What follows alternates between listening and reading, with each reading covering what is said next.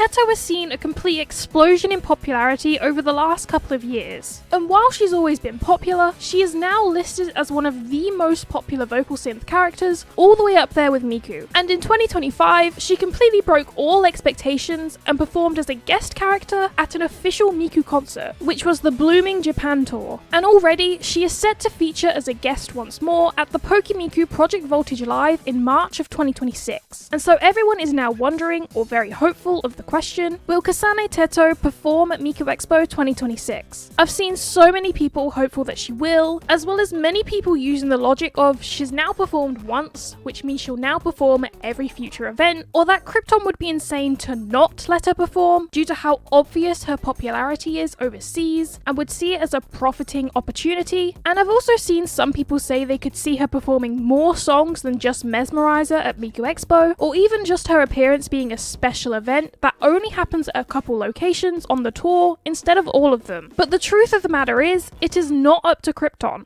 Teto is not an official Crypton character. She was not created by Crypton, Crypton do not own her, so they cannot use her whenever or wherever they wish. Any decisions regarding Teto are all up to her creators, Twindrill, who, if you aren't aware, are a circle of people that handle different affairs regarding Teto, with the main decision makers being Teto's original illustrator and her voice provider, who are the rights holders of Teto's character. And you may have noticed I said circle instead of company, because that is how they describe themselves. They aren't a company. They are just a group of people who work to keep Teto's character alive, and work with other companies to make that so, such as AH Software to create her Synth V voice banks, as well as, which is where the confusion comes from, working alongside Crypton. But how did that come about? As we all know, Teto was published as an April Fool's Day joke, made to imitate an official voice bank that is coming soon. Many people were actually fooled by this, and inquired to Crypton asking for more details about her product, thinking she was a legit voice bank being developed by Crypton. Twindrill then approached Crypton about it, essentially saying they were fully ready to completely discontinue Teto if Crypton was being disturbed by the fuss she was creating, and if Crypton said they wanted them to stop,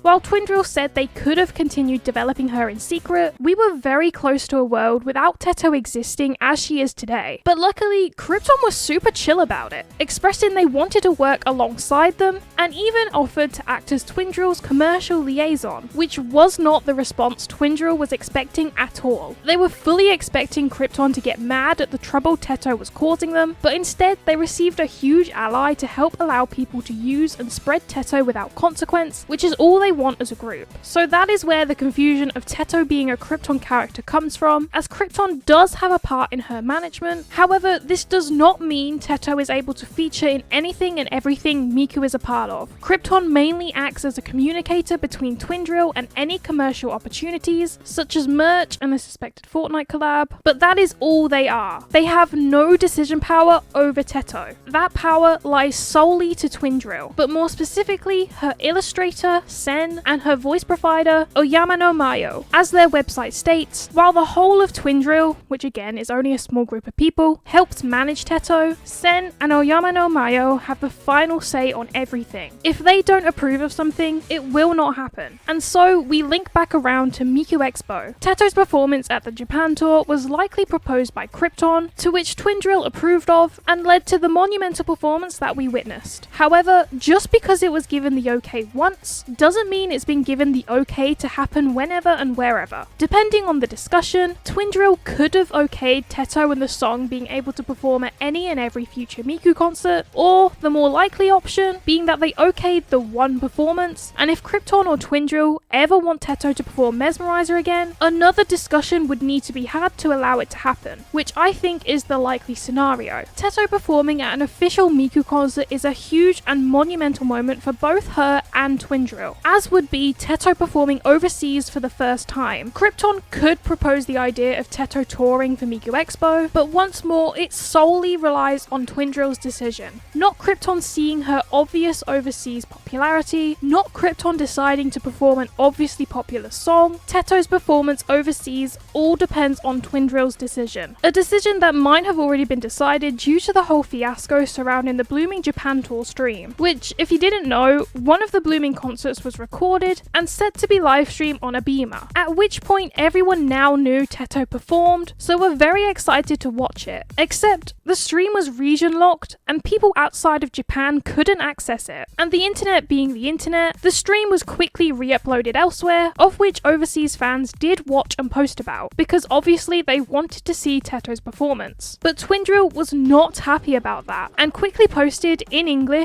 that every Teto fan should know that re-uploading and spreading a video that had to be paid for is completely unacceptable, and that it is a serious betrayal of the invitation, which is a phrase that quickly got memed by overseas fans due to its ridiculousness, because while it is understandable that yes, it isn't right to spread something that people need to pay for free, but they caused this problem themselves because the stream was region locked. Overseas fans were ready to pay the fee to watch the stream, but they physically couldn't, and that is honestly the only reason this stream was pirated so much. And it was pretty unfair for the fans overseas to not be able to view this moment. And I'd also like to mention how they posted this in English, which is clearly a dig at the overseas fans for pirating, as a majority of their posts are in Japanese. But if overseas fans couldn't access the stream at all, and the stream was region locked to Japan, who were the ones providing the pirated video? Again, nothing against Twindrill, as piracy is a big deal in Japan, but it is very hypocritical that they didn't want people to pirate it, yet it was region locked, so even people who wanted to access the stream legally and pay for it physically couldn't. I've also kind of phrased this like the region lock was their fault. It might not have been. Other Miku concerts have streamed on a beamer just fine, so it was just really strange that this one was region locked. But even the region lock being out of their control, I still find it crazy that they knew this performance was a big deal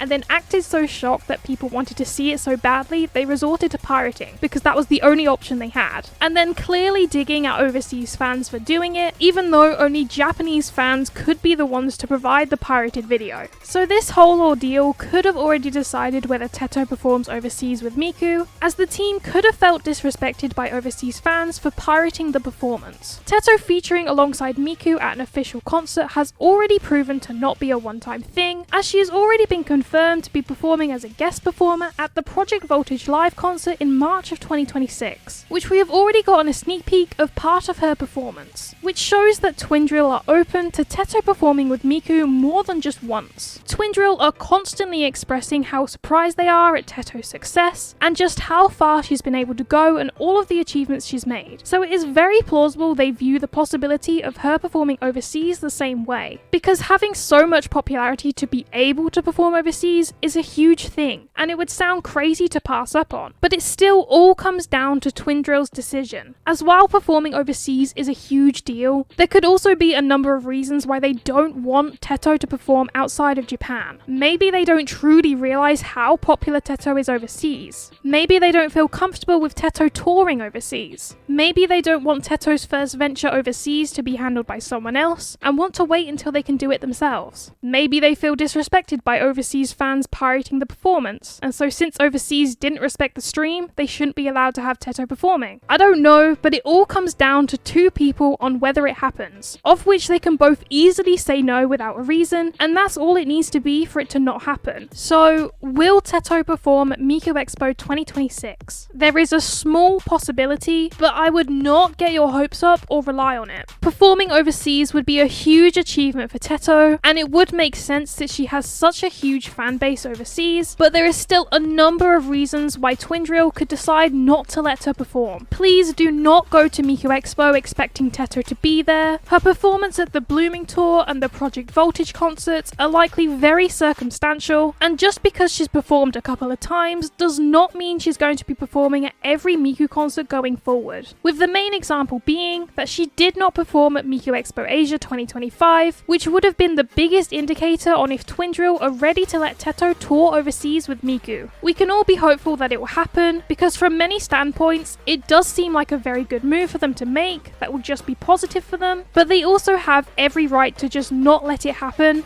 and that's alright. Teto is these two people's wonderful creation, and they are allowed to decide what she does or does not do. And if performing overseas with Miku is not one of them, then that's fine. So please do not go into Miku Expo 2026 with all of these expectations of Teto being there, of Mesmerizer being there, or any other Teto songs being there, because she is not, and likely never will be, a guarantee at Miku Expo or any official Miku concert event, because Crypton do not own Teto, and so cannot tour or do anything with Teto without Twindrill's explicit permission to do so. The only characters you can ever go into Miku Expo expecting are Meiko, Kaito, Megurine Luka, Kagamine Rin, Kagamine Len, and Hatsune Miku. This whole thing feels like I came off very negative, but I just do not want people to go in expecting something that is not guaranteed to happen. And I would love to be proved wrong and Teto shows up. When Mesmerizer was confirmed to be performing, I personally believe she wasn't going to show up, but she did. But do not go into Miku Expo expecting her, unless any sort of announcement is made confirming her appearance, or possibly hinting at her appearance. 2024's tour already had many people disappointed. We do not need a 2-year streak of disappointment.